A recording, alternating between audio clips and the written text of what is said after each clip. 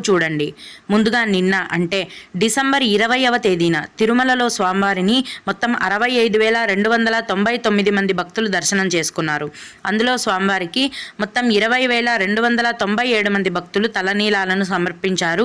నిన్నటి రోజున తిరుమలలోని శ్రీవారి హుండీ యొక్క ఆదాయం అనేది 3,75,00,000 రూపాయలు. ఈరోజు కూడా ఎటువంటి దర్శనం టికెట్లు లేకుండా నేరుగా భక్తులనైతే ఫ్రీ దర్శనానికి అనుమతిస్తున్నారు.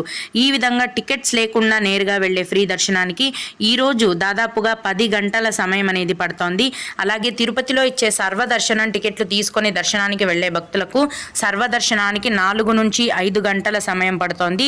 300 రూపాయల దర్శనం వారికి మరియు 500 రూపాయల దర్శనం టికెట్లు కలిగి ఉన్న భక్తులకు దర్శనానికి 3 గంటల సమయం అనేది పడుతోంది. ఈ రోజు కూడా రోజులాగే ఇన్ఫాంట్ దర్శనం అనేది ఉందండి. ఈ రోజు చిన్నపిల్లల ఇన్ఫాంట్ దర్శనానికి 1 గంట సమయం, అలాగే విఐపి బ్రేక్ దర్శనం టికెట్లు కలిగి ఉన్న భక్తులకు